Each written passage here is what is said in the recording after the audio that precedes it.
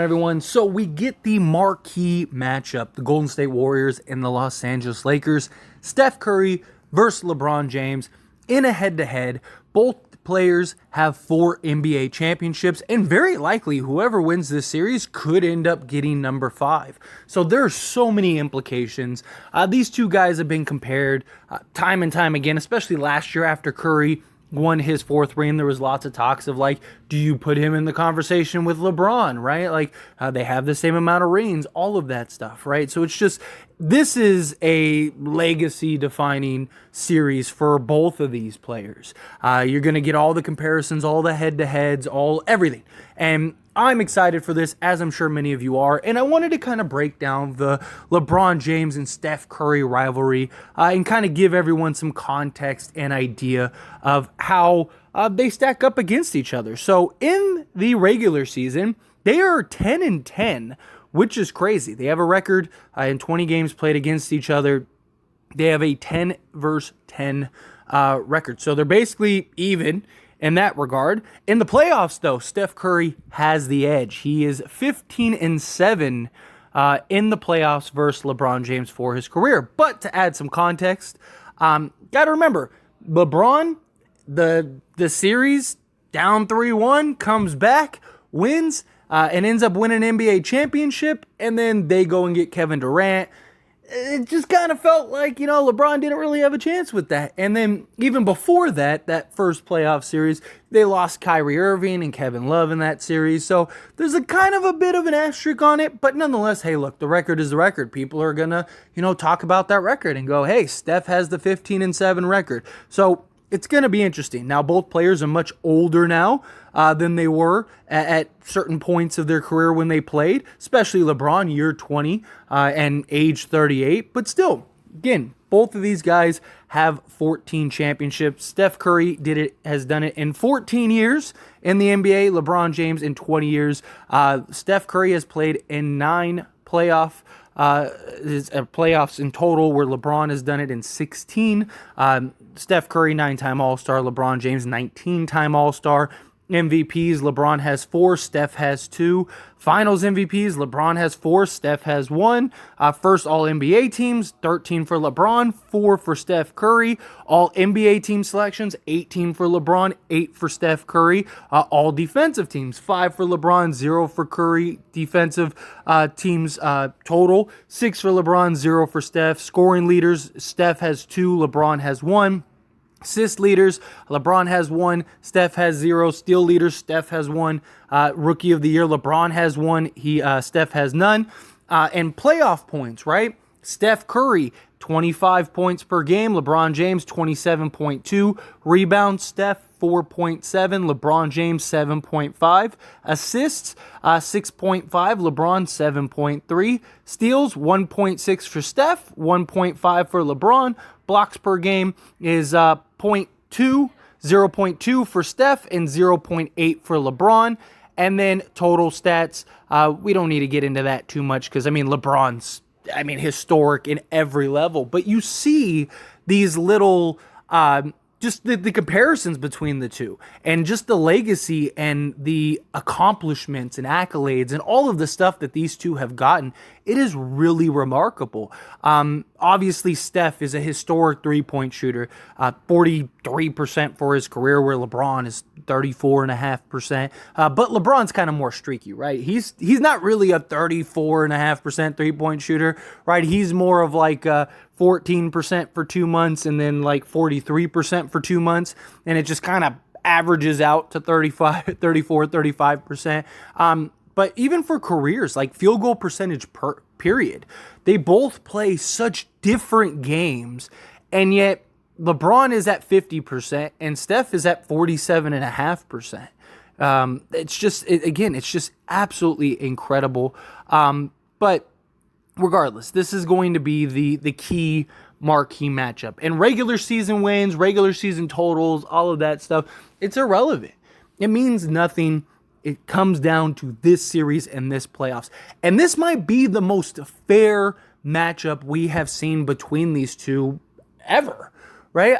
The last time the Lakers and the Warriors played in a playoff type of game was in the original play-in series, right? They played each other. LeBron hit the game winner with like one eye and sent the Warriors home. Well, it's one of those things where this is going to be that, but times 10, right? Warriors also have one of the best home records in the league. We're terrible on the road, but they're coming off of winning 2 road games in the playoffs against the Sacramento Kings. So again, goes to show that, hey, regular season doesn't mean nothing. This is a team with a world of experience that just came off of an NBA championship with this exact team.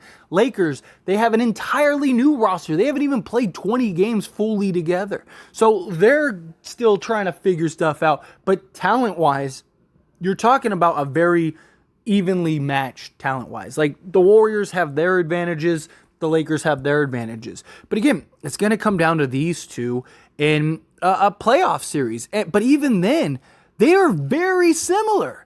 I mean, their stats for the playoffs are identical in so many ways.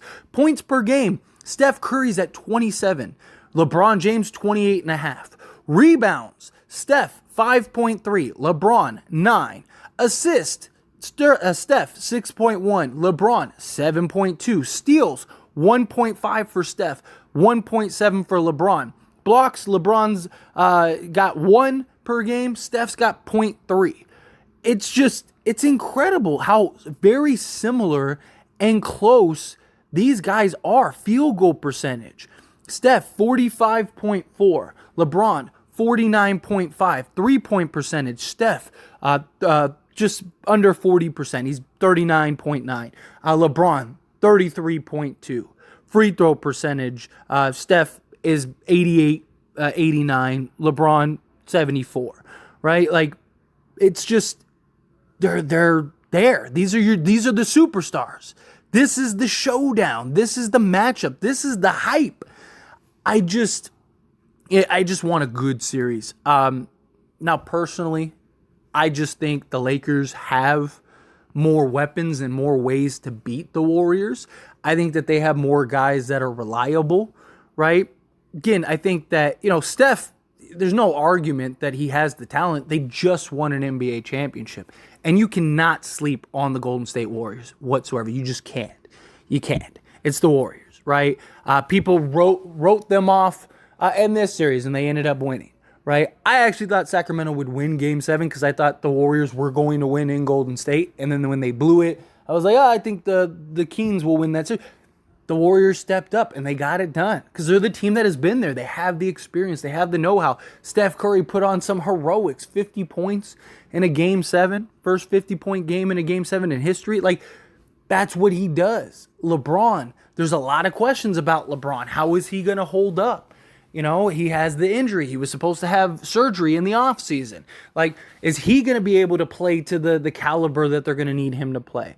Now, this is also a favorable matchup for Anthony Davis. I mean, look, the Lakers arguably have the 2 best players on the court. Arguably. Anthony Davis and LeBron James. Those 2 guys. Steph is definitely there. I would not argue with you if you said Steph was like number 2. I still think LeBron is overall better than Steph Curry. I think what we've seen from Anthony Davis and his ceiling, what he impacts on both sides of the ball, I think is more valuable overall. Not saying that he's more valuable than Steph, because Steph is probably the most valuable player in the league for his team. But like what Anthony Davis's impact of being able to completely shut down an offense as well as go get you 30, you're not going to get the same thing from Steph. Steph can go get you 30, 40, 50, but he's not stopping anybody, right? That's the difference. That's kind of why I give AD the edge. But again, however you feel about it, the Lakers have the stars. They have the role guys. They have the defense. Lakers are the best defense in the entire playoffs. They are the number one, and for so many people that talk about, the Warriors, they're too fast. They're this, they're that. Well, Lakers are 1 in pace, transition points. Warriors love to turn the ball over, and the Lakers lead the playoffs in transition points. So turnovers lead to transition and lead to transition points.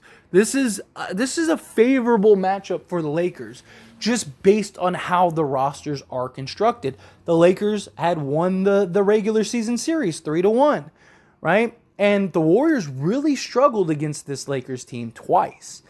Lakers had two completely different teams in the regular season, and the second team, this current adaptation of the Lakers, the Warriors really had a hard time with. So LeBron has more than enough talent, more than enough of just the tools to get this series won. And are the Warriors going to be able to win in LA? Right? Are they going to be able to beat the Lakers in LA? The Lakers have proven that they can beat the Warriors in Golden State. If I'm not mistaken, before the Kings won, I believe the Lakers were the last team to beat Warriors in Golden State. And that was the game where Steph came back, right? And everyone was like, oh, Lakers are going to get blown out. And the Lakers ended up stomping the Warriors, right? Like, this is a different team. The Warriors have all of the tools as well, right? Steph is unbelievable, right? Clay, he can get hot, but there's a lot of questions with him, and his consistencies. Jordan Poole, questions about him and his consistencies. Are they going to be able to contain Anthony Davis? This is a matchup that just is going to be a lot of fun to watch. How will Kerr make adjustments game in and game out? Is the lack of rest for the Warriors, because the Warriors are much older than they used to be. Is the lack of rest for the Warriors, is that a problem? And is that going to be a factor? Lakers are going to have 4 days rest going into this game or into this series. The Warriors are only going to have a day and a half rest, right? So are they going to be able to pick it up game one?